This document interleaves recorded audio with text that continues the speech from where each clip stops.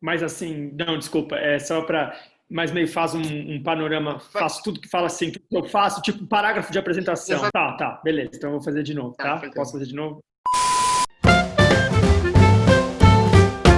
Meu nome é Rafael Gomes, eu sou roteirista e diretor de cinema e TV, de audiovisual, e também sou diretor e autor de teatro. No momento eu sou roteirista e diretor do filme Música para Morrer de Amor, que está sendo lançado, mas também fiz um longa-metragem anterior chamado 45 Dias Sem Você. Já trabalhei em séries de TV, escrevi roteiros para muitas produções e também tenho uma carreira no teatro que já tem aí uns 10 anos, dirigindo várias peças, várias produções e também escrevendo algumas delas.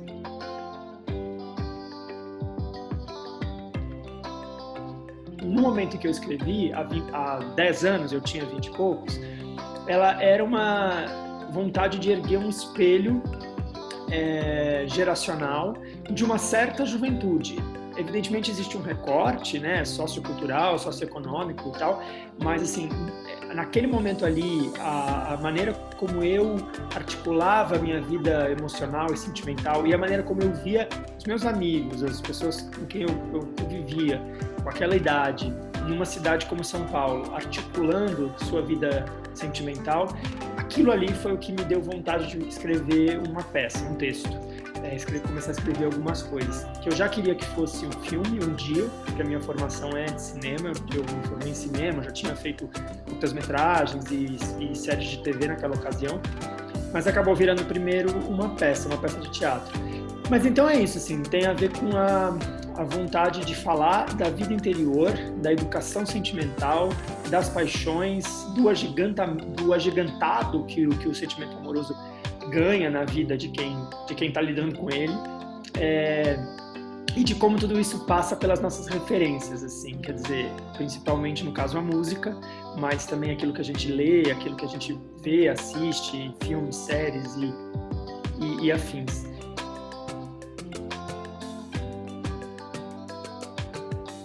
Então, na verdade, assim, então no começo tinha essa lógica de ser uma preparação, mas depois ganhou vida própria porque também encontrou um público muito ávido, muito disposto a dialogar e por uma temática que eu também não citei anteriormente, que tinha a ver com a sexualidade, quer dizer, de colocar personagens LGBTQ+, ou parte dessa sigla, porque também não tem ela inteira na dramaturgia, mas que vissem suas experiências representadas e tal.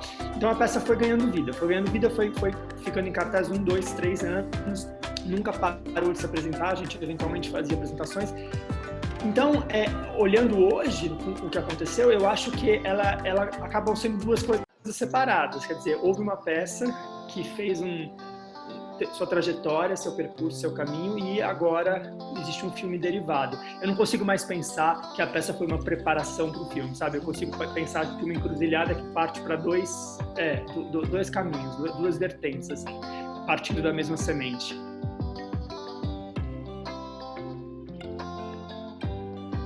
Eu acho que tem mudanças muito circunstanciais do tempo que passa mesmo e do como a gente, de como as coisas se moveram. Eu quase usei a palavra evoluíram, e que eu acho irônico, porque eu acho que ao mesmo tempo que a gente pode falar em tecnologia, você dizer evoluiu, né? Hoje em dia a gente lida com tecnologia, com smartphone e a interação digital. Bom, olha aqui o que a gente está fazendo aqui, de uma maneira que há 10 anos a gente não lidava com isso dessa maneira, com tanta onipresença, tão cotidianamente. A tecnologia virou uma mediadora das relações e dos afetos, as redes sociais. Há 10 anos não existia Instagram, existia Facebook, mas nem todo mundo tinha, nem todo mundo usava. Então, a maneira como, de fato, a tecnologia foi ganhando essa presença de se colocar no caminho entre as pessoas, às vezes para fazer fluir, às vezes para obstruir, para ser obstáculo, porque eu também acho que tem isso. Isso é notável, assim, e isso a gente pode chamar de uma evolução tecnológica que não existia na história da peça e que está presente no filme, bastante presente. Agora, outras coisas, por exemplo, é curioso pensar que não necessariamente evoluíram, quer dizer, infelizmente, na verdade, nos últimos anos, por exemplo, a maneira como a nossa sociedade, ou pelo menos os exemplos governamentais que a gente tem atualmente, lidam com a sexualidade, com as liberdades, de uma maneira muito repressora, muito mais conservadora e obscurantista do que lidava há 10 anos, quando parecia que o caminho era de progressão e de rumo a melhoras, melhor entendimentos e tolerâncias e compreensões. Mas eu acho que isso não afeta o filme diretamente, a história, pelo contrário, o filme, nesse sentido até, tanto quanto a peça era, é um libelo de sexualidades bem resolvidas, na verdade. O drama dos personagens não é a sexualidade e nem é para ser, é o sentimento, as afetações amorosas que vêm depois do autoentendimento em relação ao que se quer ou o que se deixa de querer, né? Ou ao como se nos percebemos, enfim, vamos nos tornando. Agora, em termos especificamente também da estrutura, tem mudança, porque uma peça é uma peça, tem uma linguagem de teatro. Essa em específico eram 3 monólogos, então os personagens não interagiam entre eles. Eles falavam sozinhos, no caso, para a plateia. E aqui no filme é outra coisa, quer dizer, o filme não são personagens falando para a câmera. Até poderia ser, mas não é o caso. Então esses personagens estão vivendo as vidas deles, então a criação do universo de cada um, familiares, parentes, amigos, trabalho, isso foi feito, é uma evolução para o filme.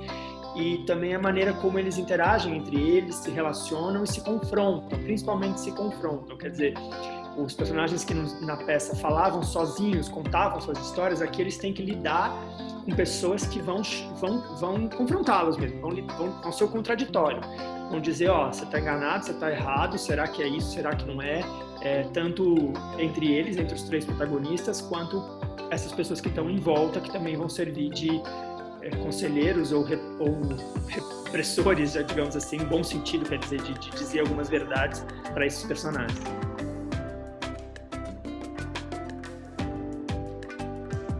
O sinal verde, digamos assim, para o filme, talvez tenha sido a peça cumprir o seu caminho inteiro. Quando acabou, quando a gente entendeu que não ia mais devotar energia e tempo para manter a peça em cartaz e, enfim, se apresentando com tanta frequência, eu acho que foi o momento em que a gente entendeu, bom, então agora ou a gente começa esse projeto de filme ou para por aqui. E aí houve a vontade de começar o projeto de filme. Acho que tem um caminho paralelo a isso, que é a produtora do filme. A produção do filme é feita pela Lacuna Filmes, na pessoa da Diana Almeida e do Daniel Ribeiro, que são os responsáveis também como produtora e diretor do filme Hoje Eu Quero Voltar Sozinho. Então eles lançaram Hoje Eu Quero Voltar Sozinho, foi um enorme sucesso junto a plateias jovens e a plateias também LGBTQ+, em 2014. O filme deles. Em 2015, quando eles também tinham cumprido todo o processo do filme, o filme já tinha estreado, já tinha passado em todos os lugares, etc., a gente um pouco se encontrou. A gente já se conhecia, mas se encontrou nesse sentido profissional de dizer, bom, vocês fizeram um filme de muito sucesso para esse público, a gente quer fazer essa peça virar um filme, vamos juntar forças? Então isso também foi um momento, um cruzamento muito importante para alavancar esse desejo, essa carreira do filme a partir de então. E aí demora mesmo, então são 5 anos desde que isso começou a ser escrito até o momento de estar lançando agora, porque é o tempo que é. Às vezes, assim, quando um filme é feito em 2, 3 anos entre começar o roteiro e ser lançado, é porque ele foi rapidíssimo, assim, dos padrões da produção brasileira também, né? E o elenco, na verdade, ele é uma mistura, né? Se a gente pensar também, eu falei de um cruzamento, mas se a gente pensar em afluentes também de um rio, esse rio vinha com 2 pessoas já nele, que era a Maiara Constantino e o Vitor Mendes, que são 2 dos protagonistas do filme, que fizeram a peça em 2010. Então eles estão desde então com esses personagens, há 10 anos. Esses personagens, digamos, amadureceram junto com eles, ainda que os personagens hoje sejam mais jovens do que eles são, a maturidade deles como atores, ator e atriz, e a inteligência emocional mesmo que a gente vai adquirindo nas experiências, essa maturidade eles emprestaram de volta para a imaturidade desses personagens. E aí tinha outros afluentes que precisavam entrar nesse rio. Então o terceiro protagonista, que é o papel do Felipe, que quem faz é o Caio Horovics, que é um ator que eu já conheci o Caio com 15 anos, fazendo um trabalho que a gente fez junto para televisão, e o Caio daí viu a peça, ele tem uma história toda emotiva com a peça como espectador, ele tinha visto, foi importante para ele. E ele continuou atuando esse tempo todo, então ele foi se tornando um ator cada vez melhor, então pareceu também natural que no momento que eu queria um ator mais jovem que os outros dois para ser o personagem do Felipe, que o Caio fosse um candidato muito natural assim a preencher esse papel. E aí existe um grande número de outros atores e atrizes que formam esse elenco coadjuvante, que são tão importantes quanto para essa história andar, assim, notavelmente o Ícaro Silva e a Denise Fraga, por exemplo, pessoas com quem eu já tinha trabalhado antes também. O Ícaro fez o meu filme anterior, chamado 45 Dias Sem Você. A Denise é uma atriz para quem eu já tinha escrito muito roteiro de série de TV, roteiro de filme, já tinha colaborado em teatro com ela, mas nunca tinha dirigido, de fato. E aí também foi o primeiro momento de fazer esse encontro. E tantos outros aí atores que foram formando, alguns escolhidos por... A gente fez audições mesmo, testes para ver, escolher alguns papéis. E outros que são pessoas que já tinham outras relações com essa história também desde a peça, que acabaram entrando ali em papéis-chave.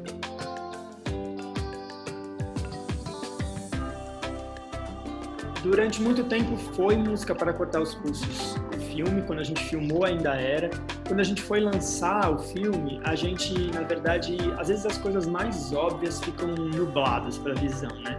A gente fez um teste de audiência para ver, é uma coisa que se faz, você mostra o filme ainda não pronto para alguns grupos e eles vão vão palpitar sobre tudo ali que você perguntar. E o nome testou muito mal, assim, para quem não sabia sobre o que era, pensando que a primeira coisa que chega ao público de um filme é o nome. Quer dizer, às vezes é o cartaz, às vezes é o trailer, mas o nome é muito imediato, né? Você lê o nome numa sinopse, você lê, enfim. E aí as pessoas falaram, a gente entendeu que esse nome, bom, a gente já sabia, mas a gente entendeu o quanto esse nome carrega uma carga negativa, Música para Cortar os Pulsos também. Num sentido geral, assim, porque ele é pesado, é uma expressão que a gente usa para falar de determinados tipos de música, mas nem todo mundo tem tanta naturalidade com essa expressão, e a gente queria, diferente do teatro, o cinema tem um público que é mais amplo e o filme vai sozinho, né? No teatro a gente tá lá, tem que estar lá, o filme vai, simplesmente vai. E a gente também entendeu aqui, passados 10 anos, a gente vai aprimorando a sensibilidade em uma série de coisas, uma série de questões, né? Nesses últimos 10 anos, então, a quantidade de temas e assuntos dos quais a gente não tratava publicamente, socialmente, e que hoje trata em relação a tudo, assim, mas até a determinados tabus que antes eram vistos como tabus. E eu acho que esse nome, ele pode ser um gatilho, né? O Música para Cortar os Pulsos, ele é um nome sensível, ele pode ferir algumas sensibilidades e funcionar como um gatilho para algumas pessoas, ainda mais com taxas assim muito alarmantes de suicídio entre jovens mesmo, que são cada vez maiores e crescentes. Então a gente entendeu que a sensibilidade contemporânea de hoje, dos anos 2020, tornava melhor para o filme, melhor para o que o próprio filme é, porque o filme bom, ele tem lá dores, sofrimentos, mas ele no fundo a ideia dele é solar, é positiva, é sobre uma apologia dos afetos, né, em alguma medida, né? E não o contrário, não uma apologia da automutilação. Então a gente quis mudar o nome para isso, para não ter nem sombra de dúvida de que lado a gente estava, sabe?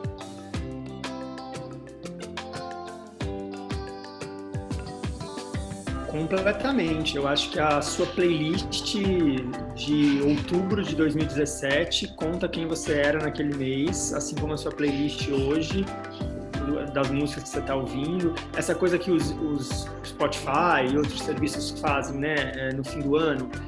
Rafael, veja como foi seu 2019. Aí eles mandam as músicas que você mais ouviu, as músicas que você fala, nossa, é como se eu relesse um diário do meu ano. Eu sei por que eu ouvi mais essa música do que essa, eu sei por que eu ouvi essa.